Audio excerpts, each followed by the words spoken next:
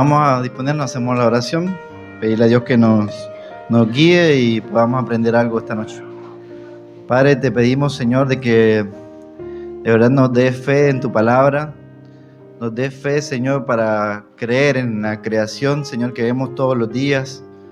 No te vemos, Señor, pero percibimos tu grandeza, Señor, en los cielos, en todo lo que trabajamos, lo que a veces muchas cosas, situaciones en nuestra vida. Y también en lo que estudiamos, algunos en el colegio, algunos en la universidad, Señor, vemos la grandeza de tus obras, Señor, que podemos ver cada día, Padre. Te pedimos para que sea tu Espíritu Santo, ese Espíritu creador, que se movía sobre las aguas, hoy se mueva, Señor, y hable en cada corazón, Señor, que eso solamente puedes cambiar y hacer de nuevo a cada uno de nosotros, Señor. La verdad que anhelo tu corazón, nadie ama más a cada uno de nosotros que vos, Señor. Así que te pedimos en el nombre de tu Hijo Jesucristo, Señor, tu Espíritu Santo, para poder comentar sobre tu palabra y bueno, darnos un poco de luz y gozo en tu palabra, Señor. Te lo pedimos en el nombre de tu Hijo Jesucristo, en el Espíritu Santo. Amén.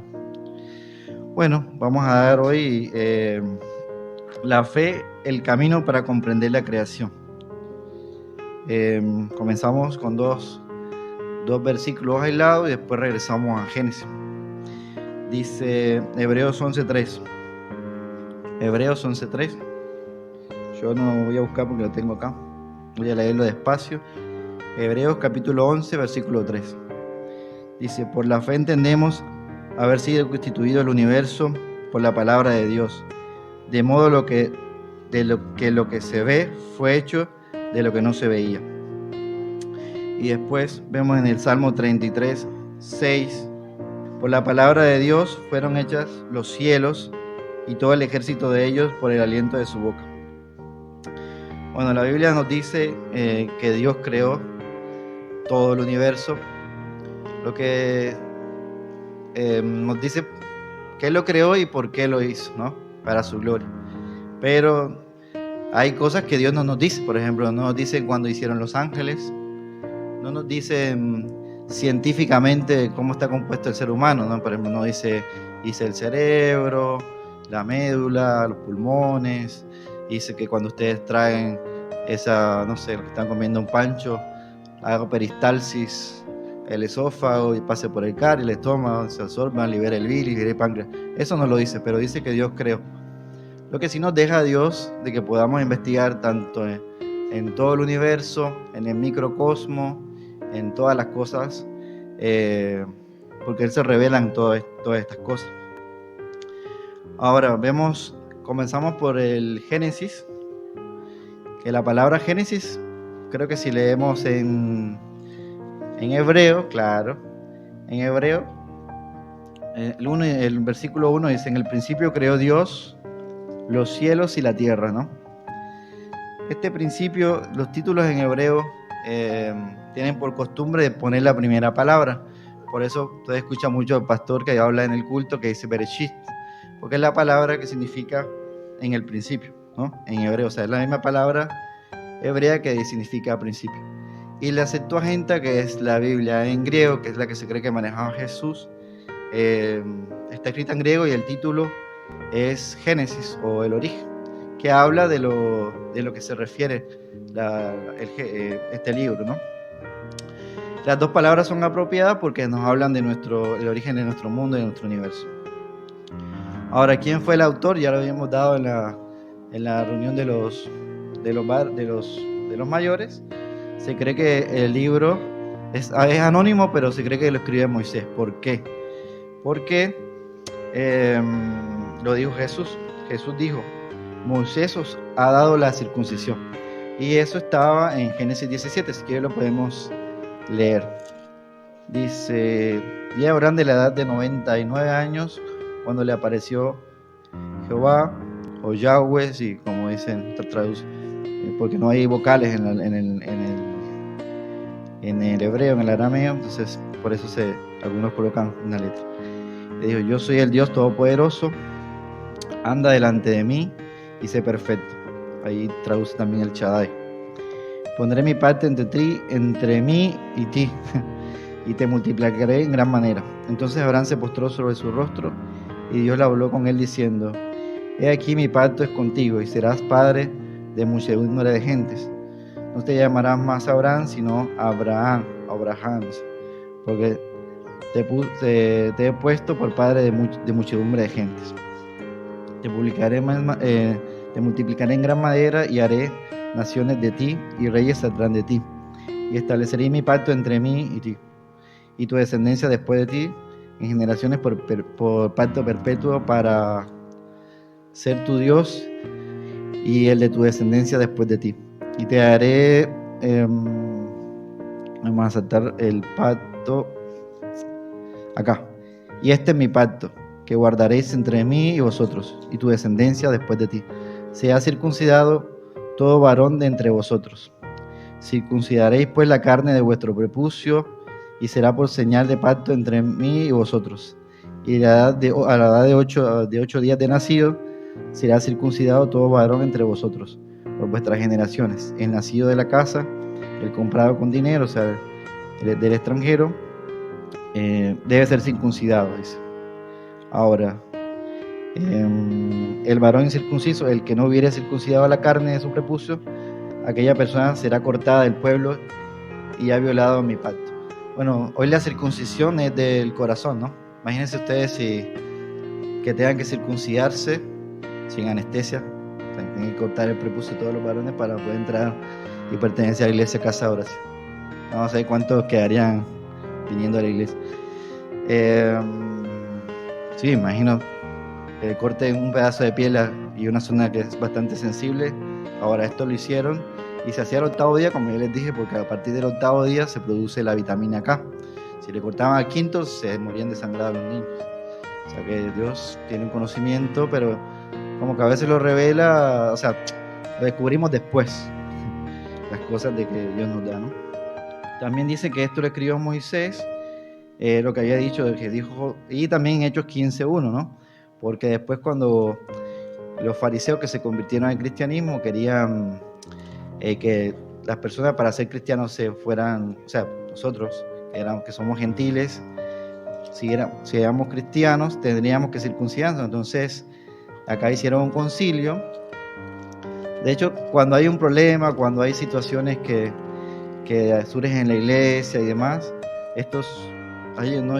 a veces lo interpretamos como mal, pero a veces lo que nos lleva es que se reúne la iglesia y formen principio.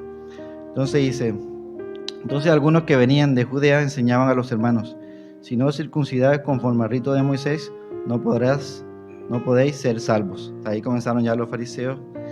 Dice, como Pablo y Bernabé tuviesen una discusión, contienda no pequeña con ellos, se dispuso que subiesen Pablo y Bernabé a Jerusalén, y algunos otros de ellos a los apóstoles y a los ancianos para tratar esta cuestión.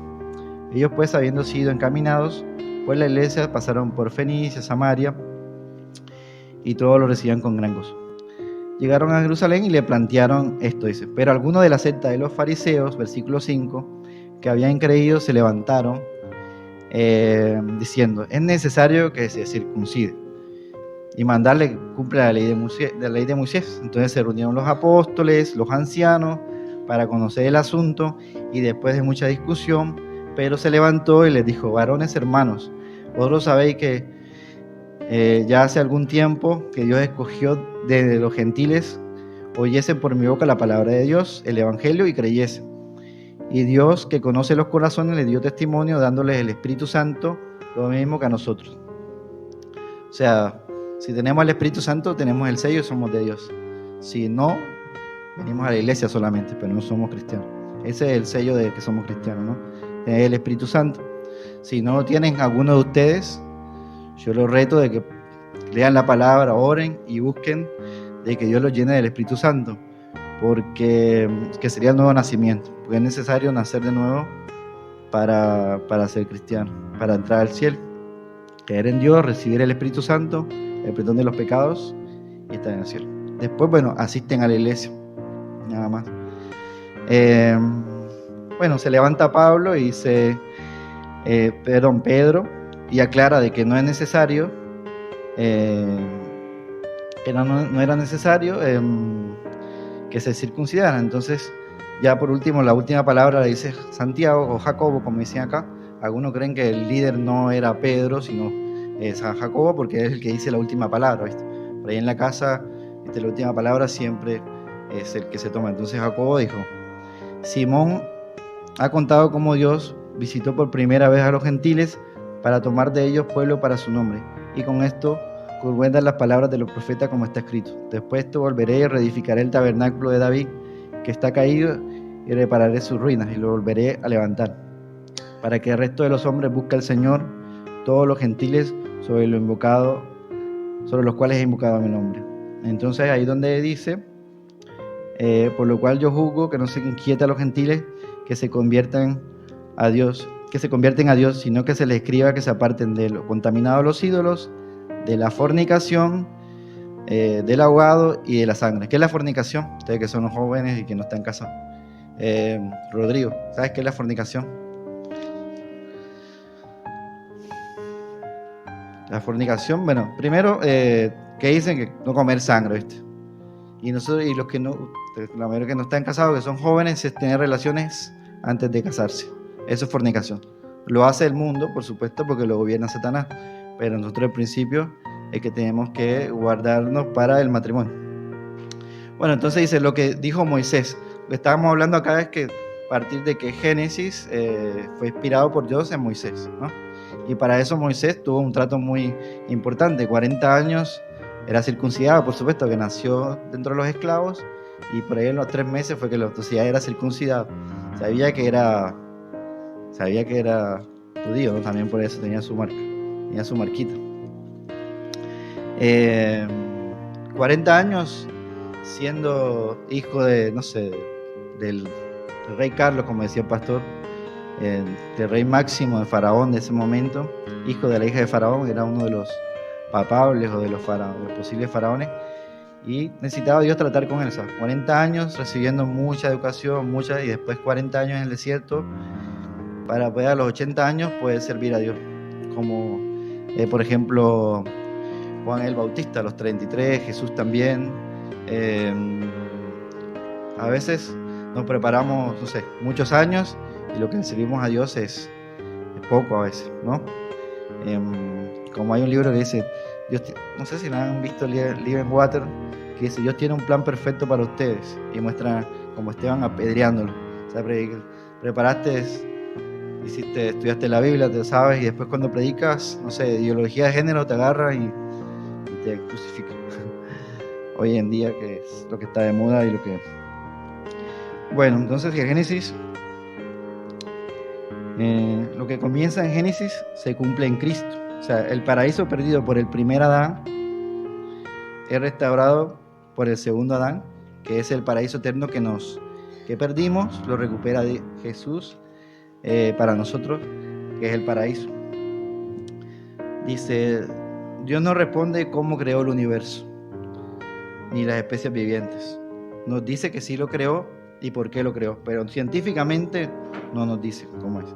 Me llama la atención porque, viste, que ustedes no sé si han escuchado que dicen: ¿qué fue primero, el huevo o la gallina? ¿Qué fue primero, el huevo o la gallina? ¿El huevo?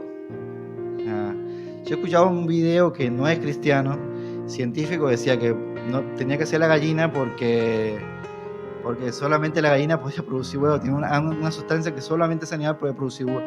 O sea, el animal esa sustancia puede producir los huevos, ¿no?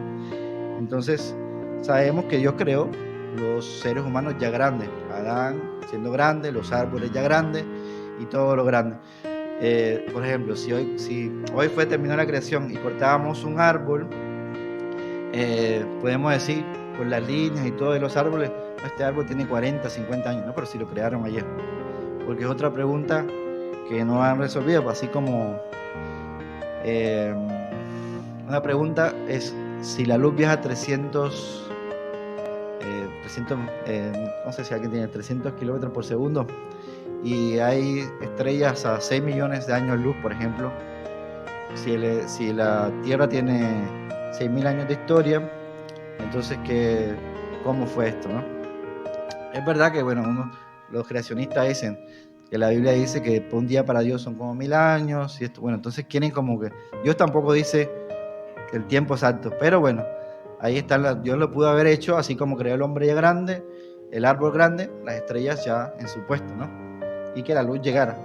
No sabemos exactamente cómo, pero Dios lo hizo así. Y aquí estamos nosotros, cada quien en la profesión, que hay algunos que estén jóvenes que quieren hacer matemáticas, ciencia, todo lo que quieran hacer, astronomía, va a encontrar que se van a sumergir en un océano que no tiene fondo. Eso nos habla de Dios. De hecho, uno de los ateos decía, para justificar su ateísmo, contaba una historia, que habían dos exploradores, se fueron a la selva, se adentraron bastante en la selva, y cuando estaban adentro encontraron un jardín muy lindo, un jardín precioso dentro de la selva, ¿ves? Entonces dice, no, esto tiene que haber un jardinero. Entonces, bueno, lo que hicieron es que vamos a esperar al jardinero. Pasaron unos días, no aparecía jardinero. Después, bueno, con la ultra tecnología, pusieron rayos láser por todo el cerco de jardín, y dice, cuando pase el jardinero, lo vamos a detectar con los rayos láser, con las alarmas y demás. Tal que pasaron los meses y nunca llegó nadie en el jardín. Entonces dice, no existe Dios, no lo podemos detectar, no lo podemos identificar. Pero es algo lo contrario, o sea, si encontramos un jardín, sabemos que hay un jardinero, así como Dios es invisible, lo podemos percibir, o sea, percibimos las cosas que Dios hizo, ¿no? Si estudian la astronomía, miran y miran cada vez más estrellas más grandes y no encuentran el fin del universo. Cuando estudias, no sé, matemáticas, estudias y no encuentras el fin. Cuando estudias el cuerpo humano, las células, todo no tiene fin, porque Dios es infinito, su conocimiento es infinito. Y eso es bueno, porque, bueno, muchos de nosotros a veces nos aburrimos cuando ya conocemos algo y sabemos todo. Por ejemplo, una manzana la verificamos, pero si no encontramos más nada, a veces como que entendemos aburrirnos. Pero Dios es infinito, o sea que no hay forma de que nos aburramos con Dios. Y si en 6 días hizo tanto, imagínense toda la eternidad, cuánto más nos va a sorprender Dios, ¿no? Hay un escritor que dice, que lo voy a leer textualmente: por lo tanto, abro comillas, es un peligro la educación que antepone, o sea, que está primero las materias, o sea, diferentes materias antes del estudio de Dios. De hecho, bueno, como es una persona cristiana, siempre dice, antes de ustedes ir al colegio, antes de nosotros ir a trabajar, siempre tenemos que anteponer una vida de oración, el tiempo de oración. Tenemos que adecuar nuestro tiempo, no solo levantarnos, sino también al acostarnos, planificarlo para poder dedicar un tiempo primero a Dios. Pero en este caso, bueno, son las materias. Dice, la teología, que es el estudio de Dios o el estudio de la Biblia, debería ser primero y guía de las demás áreas de estudio. Y esto es la frase que me gusta, dice, la naturaleza, o sea, todo el universo, debe ser leída, o sea, debe ser estudiada, debe ser investigada, debe ser meditada, debe ser aprendida como uno de los libros de Dios, como un libro también de la Biblia. ¿Por qué? Porque Él hizo todo para revelarse a sí mismo. Y eso es lo que dice Dios en Romanos, que Dios se reveló en el universo y el hombre le dio la espalda. Eso lo dice en Salmo 19:1, los cielos cuentan la gloria de Dios, el firmamento la obra de sus manos. Porque cualquiera rame la ciencia, por más que estudie, no llegamos ni siquiera al comienzo de todo ese conocimiento. El libro de Job y los Salmos también nos enseñan una unión entre ciencia y teología, no científicamente, pero sí una cierta unión. Bueno, Génesis 1:1, todos lo conocemos, creo que de memoria. En el principio creó Dios los cielos y la tierra. Es uno de los versículos, creo que algunos piensan que es de los más controversiales, ¿no? Porque si vas al mundo, no creen esto. Nosotros creemos que Dios de la Biblia, el Dios que se inspiró en la Biblia, creó, dice que tiene un origen, que hay un punto de inicio en el tiempo, que hay una historia, que hay un punto donde nace el tiempo y Dios está por fuera de ese tiempo. Y hay filósofos, por ejemplo, como Friedrich Nietzsche, no sé si se pronuncia bien, hablan del mito de lo eterno. Dice que ya la materia ya nunca tuvo un principio ni un final, siempre existió. Esto cosmológicamente, la mayoría de las teorías coinciden de que hubo un principio. Ahora, lo que no coincidimos con ellos es la teoría del caos, o sea que ellos mismos violan sus propias leyes. Por ejemplo, la ley de la entropía, que es la segunda ley de la termodinámica. Si nosotros nos vamos acá y no viene nadie en un año en este lugar, vamos a encontrar esto sucio. De hecho, una de las canciones que yo escuchaba antes en el mundo era que no hay nada más sucio que una casa sola. Es verdad, porque cuando usted va a una casa sola encuentras todo sucio, todo desordenado. O sea, una de las leyes termodinámicas es que todo tiende al desorden. Ahora yo les digo algo. Yo cuando estaba pequeño, hay una película que se llama Contacto. No quiero decir que la vean, pero hay gente que pone como sondas sonoras en el universo, y esa película dice que comenzó, bueno, la protagonista a escuchar unos números impares que se repetían. Por ejemplo, 3, 3, 3, o sea, 3 veces 3. Después 5, 5, 5, 5. Después 9, 9, 9, 9, 9. Y después repetía 3, 3, 3, 3, 3. Como ellos ven que coincidía toda esta secuencia, ¿qué dicen? Hay una vida inteligente afuera. Ahora, nosotros en los genes tenemos, no sé si vieron algo de ciencia, tiamina, guanina, cada ser humano tiene una secuencia que creo que millones de libros de enciclopedia hay para esa secuencia sea perfecta para cada uno. Y esa semilla, por ejemplo, de manzana produce manzana. Y ahora nosotros decimos, no, se formó solo. Es una ley que hay que la violamos nosotros, los mismos científicos. Ahora, vamos a continuar. Después, Dios crea, para leer algo de teología se llama es nihilo. Dios crea de la nada. Nosotros creamos cosas. Por ejemplo, si yo les doy una pintura y les doy pinceles y demás, nosotros creamos o coloreamos con un lápiz, borramos, pero no es esa creación cuando habla de que Dios creó. La es nihilo es que Dios crea de la nada, o sea, no habiendo nada, solo Dios, de ahí crea Dios todas las cosas, ¿ya? Y Dios como un ser más trascendente, y no Dios que se va hacia, o sea, se convierte en el mundo. No es panteísmo que todo es Dios, que la piedra es Dios, que la flor es Dios. No es panteísmo, y ahí se divide la iglesia cristiana, de que Dios es trascendente y trasciende todo y creó el universo, diferente al panteísmo. O sea, Dios creó es nihilo, o sea, de la nada. La tierra estaba desordenada y vacía, y las tinieblas estaban sobre la faz del abismo, y el Espíritu de Dios se movía sobre la faz de las aguas. Ahora, hay tres negativos básicos que dicen acá. El primer negativo básico es que estaba desordenado, ¿no? Es ausencia absoluta de orden. O sea, son cosas, no es que están, sino que falta. ¿Qué es la tiniebla? Falta de luz. ¿Qué es el desorden? Falta de orden. ¿Qué es el vacío? Falta de algo. Entonces, ausencia de algo, sin estructura, por ejemplo. Imagínense la tierra sin orden, que no existieran los semáforos, por ejemplo, en capital, un desastre. Todo, si no tuviera orden, fuera un desastre. Entonces Dios comenzó a ordenar. Cuando ustedes ordenen su cuarto, a hacerlo más preparado, Dios es un Dios de orden. Están haciendo como imitando a Dios a su imagen, ¿no? Imagínense cuando nosotros decimos, siento un vacío en mi corazón. Cuando una persona dice, no, me siento vacío, una de las cosas más miserables de que uno se siente en sentimientos. Imagínense una casa vacía, un mundo vacío, un universo vacío. Y eso, Dios enciende la luz, porque dice Dios, la Biblia es el único libro que dice que Dios, antes de crear el sol, antes de crear las estrellas y la luna, creó la luz, la energía. O sea, esa luz, esa energía fue venciendo las tinieblas. O sea, ustedes son luz. No tenemos por qué, por más que, no sé, filósofos, filosofía, ¿no? Si el Espíritu Santo está en ustedes, y si ustedes tienen la luz, las tinieblas no son nada. Porque la luz, las tinieblas no son nada, es ausencia de luz. Y si ustedes tienen la luz, son luz del mundo.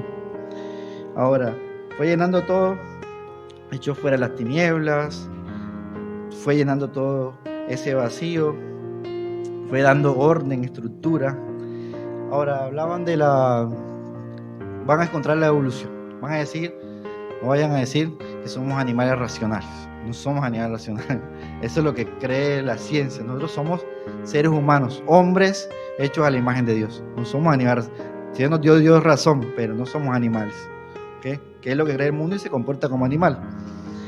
Creemos en la microevolución. Tenemos, por ejemplo, del lobo, salió el caniche, el dogo argentino, pero sigue siendo perro, ¿no? Si usted cruza un caballo y un burro, sale un mulo y se bloquea ahí. No puede el mulo reproducirse, ¿sí? Un caballo cambia con la especie y forman un mulo. De ahí ese ser es estéril. No existe el eslabón perdido. Se lo intentaron inventar de muchas maneras. El hombre de Lindengar, perdón los nombres, el hombre de las cavernas.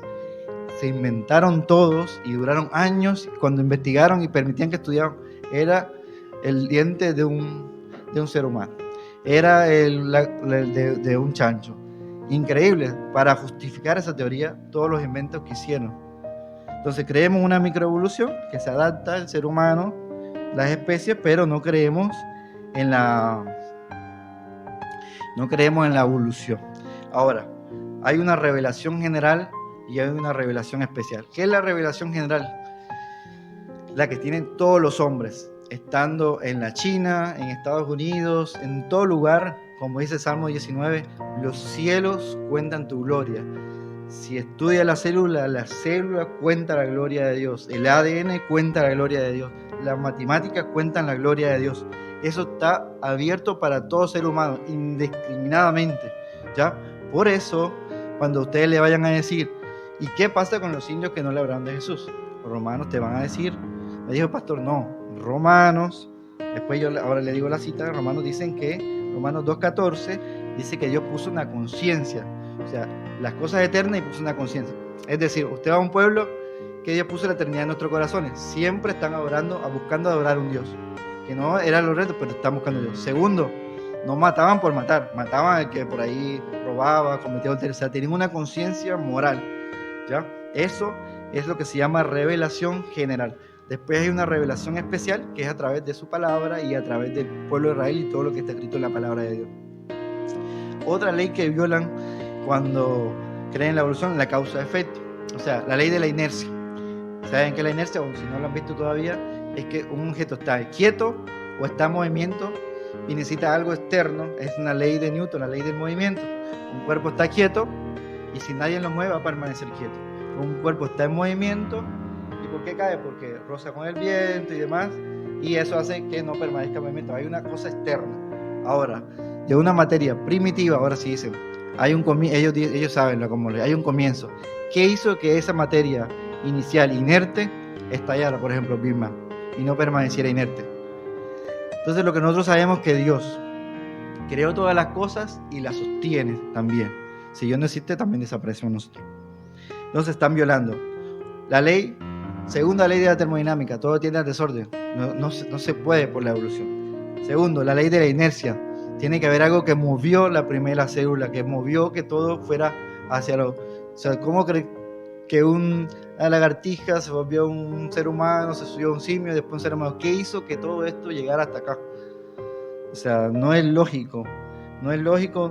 Hay leyes que ellos están creando, como la ley de la gravedad, la ley de la inercia, la ley de la causa-efecto. Todas estas leyes están violando.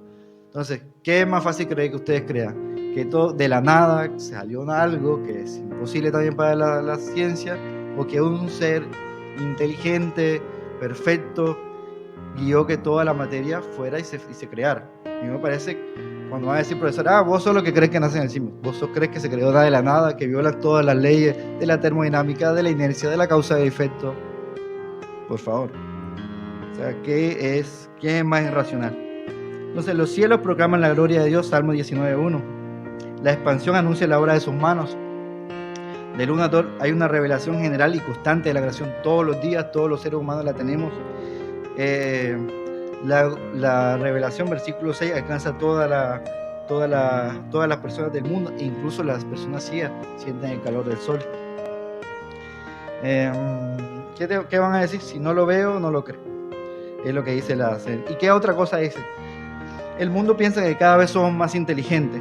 Y como antes los hombres eran menos inteligentes, tenían menos información, menos tecnología, por eso no creen en Dios. ¿Qué dice la Biblia en Mateo 24:2? Por haberse multiplicado la maldad, ¿ya? No porque seamos más inteligentes, no, sino porque se ha multiplicado más la maldad. Por eso somos más rebeldes, somos más insensibles, se rechaza más a Dios y, como dice la Biblia, su mente se ha entenebrecido. Ahora, Dios es invisible, no lo vemos, ¿está bien? Pero lo percibimos todos los días con las cosas que hacemos. Miren el cielo cuando está estrellado y es fantástico, no necesitan ir ni al mar ni a nada. Es maravilloso ver en las estrellas, ¿no? Y en muchas cosas en nuestras vidas también Dios se manifiesta. No somos animales racionales, somos hombres hechos a la imagen de Dios, seres humanos.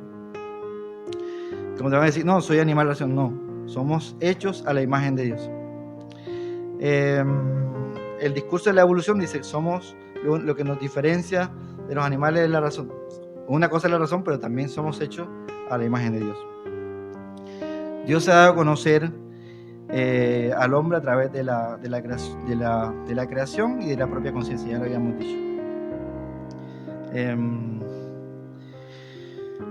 Dice, ahora vemos la naturaleza, el universo, como habíamos dicho, como un libro en el que Dios se puede revelarse. Ustedes cuando ahora están estudiando ciencias naturales, matemáticas, miren lo que están estudiando, que Dios quiso revelarse a través de eso. O sea, hacemos todo para Dios. Los cristianos, aún así, yendo a la escuela, aún así trabajando, aún así estudiando en la universidad, estamos estudiando la revelación de Dios, que Él la quiso, que nos reveláramos a eso. Cualquier área de la ciencia que sea. Ahora tenemos que tener en cuenta el otro lado de la moneda. No sé si leyeron la historia de la persona que había sido lastimada y pasó el sacerdote, pasó el levita. Encontramos que los cantantes, que los sacerdotes, pastores, los fariseos que ayunaban, que conocían la Biblia en griego, arameo, que conocían la Biblia de pie a cabeza, si no por la gracia de Dios, muchos se condenaron. Y vemos a veces la simpleza, porque el pueblo de Israel, uno dice, ¿por qué escogió el pueblo de Israel? Porque eran los más pequeños, porque los viles y despreciables escogió Dios para avergonzar a los sabios y entendidos, porque dice, un corazón contrito y humillado no desprecia a Dios. Quieren tener la certeza de que Dios lo escucha, tiene un corazón contrito y humíllese delante de Dios. Hay algunos, alce la mano las personas que son humildes acá. Bueno, una de las razones de las cuales el único que puede decir que es humilde es Dios, porque de hecho el mismo apóstol Pablo necesitaba un aguijón en la carne para vencer el orgullo, ¿no? De hecho fue el primer pecado de Satanás. Por eso es muy importante, tengamos un corazón contrito y humillado delante de Dios, no nos va a despreciar. Y cree que somos así como muchos fariseos se condenaron, que sabían la Biblia griego, arameo, de pie a cabeza, que muchos que conocen, que están entenebrecidos, que saben de cualquier carrera, saben muchísimo, hoy se condenan, hoy se mueren, son lanzados al infierno por la eternidad, conociendo todo esto, y seamos como ladrón en la cruz, sencillo, creyendo en Dios, con un corazón contrito y humillado, y Dios nos perdona, y ese paraíso perdido lo vamos a tener. Y bueno, esta sería la introducción del libro de la creación, que se vamos a seguir dando estos domingos. Por último, le quería decir intente no buscar agradarse a sí mismo, ni agradar a los demás, sino buscar la sonrisa de Dios en cada cosa que hagan esta semana.